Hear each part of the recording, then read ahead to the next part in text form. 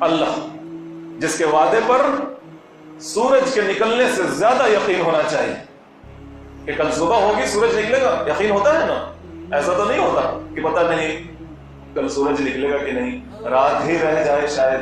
ایسا تو نہیں ہوتا نا ہم لوگوں کو. ہم لوگ تو اس یقین کے ساتھ اٹھتے ہیں کہ آج صبح ہوئی ہے، 6 بجے دھوپ آ جائے گی، 7 بجے 8 بجے.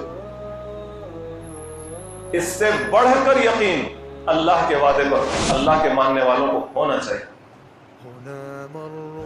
اب اللہ تعالیٰ وہ وجہ بیان کر رہا ہے، اور وجہ بھی استفہام کے انداز میں سوال پوچھ رہا ہے.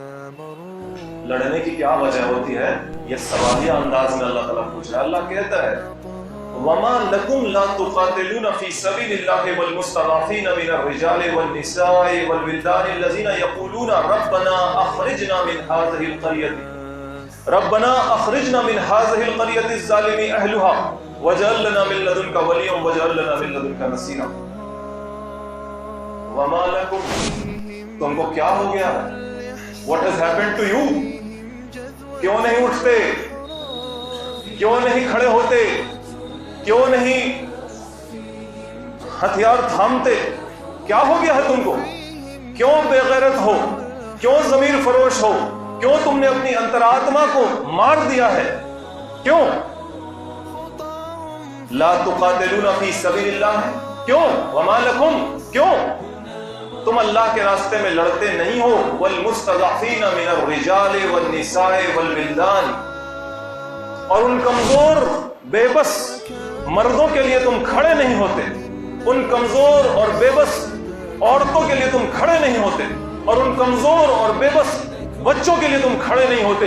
وہ مرد، وہ عورتیں، وہ بچے الذین یقولون، جو لوگ کہہ رہے ہیں، ہاتھ اٹھائے ہوئے ہیں، ویڈیو بنا بنا کے تم کو دکھا رہے ہیں، بھیج رہے ہیں اور کہہ رہے ہیں ربنا اخرجنا من هذه القرية الظالم اهلها، اے ہمارے رب ہمیں اس بستی سے نکالیے جس بستی کے رہنے والے یعنی اس پر جو غلبہ پائے ہوئے ہیں وہ بڑے ظالم ہیں، نکالیے ہمیں ان سے پیچھا چھڑائیے ہمارا. وَاجْعَل لَّنَا مِن لَّدُنكَ وَلِيًّا وَاجْعَل لَّنَا مِن لَّدُنكَ نَصِيرًا، اور اپنی طرف سے ہمارے لیے کوئی ولی بھیجیے، اپنی طرف سے ہمارے لیے کوئی مددگار بھیجیے. یہ آیت وجہ بتا رہی ہے قتال فی سبیل اللہ کی. ایک وجہ جو یہاں پہ آ رہی ہے، مجبور کمزور مظلوم کی مدد کے لیے اٹھو. یہ تمام کے تمام مسلمان اور تمام کے تمام قرآن کی اس آیت کو پڑھنے والے کے ضمیر کو اپیل کر رہی ہے. یہ آیت ضمیر کو، ضمیر اندر، انترآتما، کانشنس جس کو کہتے ہیں کہ ایک آدمی کے اندر جو اچھے اور برے کی حس ہوتی، moral sense of good and bad in a person. جب وہ دیکھتا ہے کچھ ہوتے ہوئے تو اگر اچھا ہو رہا ہے تو اس کے اندر اس کو قبول کرنے کا جذبہ ہوتا ہے، اس کا ساتھ دینے کا جذبہ پیدا ہوتا ہے، اور اگر کچھ برا ہو رہا ہوتا ہے تو وہ اس کے خلاف جاتا ہے، اس کو روکنا چاہتا ہے. This is called the moral sense of good and bad in a person. This is called conscience. This is called antaratma. This is called ضمیر. تمہارا ضمیر کہاں ہے؟ غلط ہو رہا ہے اگر تو تم غلط کے خلاف اٹھتے کیوں نہیں؟ غلط اگر ہو رہا ہے تو اس کے خلاف اٹھتے کیوں نہیں؟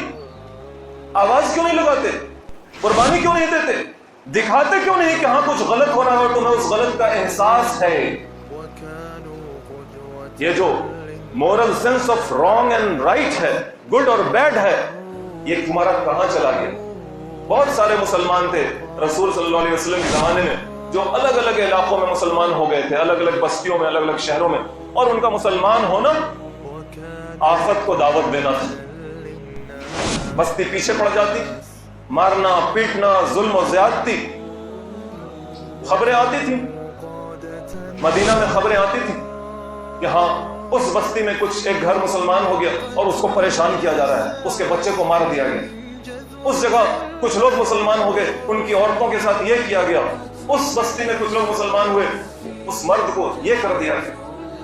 اس طرح کی خبریں آتی تھیں. اور یہ مدینہ میں بیٹھے ہوئے مسلمان، جس میں ایک بڑا طبقہ ان لوگوں کا تھا جو جی چراتے تھے رسول صلی اللہ علیہ وسلم کی पूरी इताअत करने से जी चुराते थे, जो दूसरी तरफ अभी भी अपना टाका भिड़ाए हुए थे, उधर से भी दोस्ती रखो, उधर से भी काम चलेगा, जिनके अंदर इतनी ईमानी गैरत और हमियत नहीं थी, इतनी हिम्मत नहीं थी कि गलत को छोड़ दे पूरे तौर पर और सही की तरफ आ जाए पूरे तौर पर, ऐसे लोगों से अल्लाह ताला सवाल पूछ रहा है, वमा लकुम, what has happened to you, बल्कि वमा लकुम के अंदर वही ज़मीर से सवाल है, क्या हो गया है तुमको भाई, उठ नहीं रहे हो, इससे मुराद क्या है, what has happened to your moral sense of wrong and right, what has happened to your conscience, क्या हो गया है तुम्हारे ज़मीर को, उठते नहीं हो।